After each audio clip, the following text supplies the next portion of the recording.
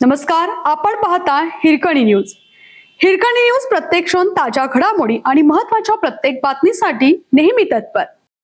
मुख्यमंत्र्यांसोबतच चर्चा करू, तोपर्यंत संप सुरू. कर्मचाऱ्यांच्या मागण्यांबाबत मुख्यमंत्री यांच्याशी चर्चा करू, अन्यथा तोपर्यंत संप सुरूच ठेवू, अशी भूमिका राज्य सरकारी कर्मचाऱ्यांनी बुधवारी स्पष्ट केली. जुनी पेन्शन योजना लागू करण्यास अडथळा असलेली PFRDA ची योजना रद्द करण्याचा प्रस्ताव प्रथम केंद्राला पाठवा, त्यानंतरच चर्चा करू, असे समन्वय समितीचे नियंत्रक अनिल लवेकर यांनी बुधवारी सांगितले. संपाच्या दुसऱ्या दिवशी महावीर उद्यानात कर्मचाऱ्यांनी निदर्शने केली, घोषणाबाजी केली. यावेळी लवेकर म्हणाले, संपकऱ्यांच्या मागण्यांबाबत राज्य शासनाच्या अप्पर मुख्य सचिवांनी बैठकीला मंगळवारी बोलवले होते. मात्र संप कर्मचाऱ्यांचा सुरू असताना त्यांच्याबरोबर राजपत्रित अधिकारी महासंघालाही बोलवले.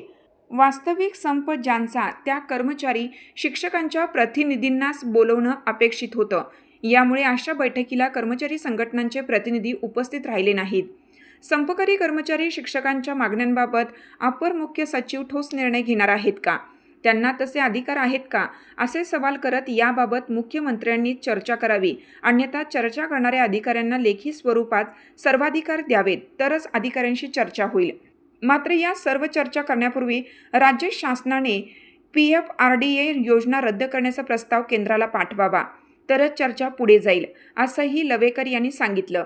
यावेळी घोरपडे शासकीय मुद्रणालयाचे संजय पाटील, महसूलचे विनायक लुगडे, उच्च शिक्षण विभागाचे डॉक्टर प्रवीण कोडोलीकर, वस्तू व सेवा कर विभागाचे तुषार पाटील, सेवानिवृत्त चतुर्थ श्रेणी कर्मचारी संघटनेचे रामचंद्र रेवडे, नर्सिंग फेडरेशनच्या हशमत हावेरी, संजीवनी दळवी, जिल्हा समन्वय समितीचे अध्यक्ष वसंत डावरे, संजय क्षीरसागर, रमेश भोसले, नारायण पाटील, नंदकुमार इंगवले, राजदीप घोडके आदींची भाषणे झाली.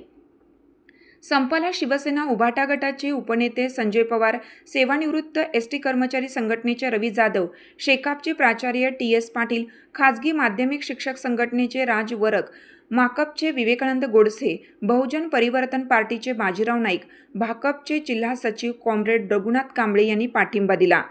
शासकीय रुग्णालयात ही दुसऱ्या दिवशीही संपाचा फटका जाणवला. अनेक विभागात कंत्राटी कर्मचाऱ्यांवरच भिस्त होती. नियमित कर्मचारी नसल्याने आजही शस्त्रक्रियांवर परिणाम झाला. अनेक पूर्वनियोजित शस्त्रक्रिया पुढे ढकलण्यात आल्या. संपामुळे रुग्णसेवेवर आजही परिणाम झाल्याचं चित्र आहे. आपल्या हिरकणी न्यूज चॅनलला लाईक करा, शेअर करा आणि सबस्क्राईब करायला विसरू नका. आणि रहा अपडेट.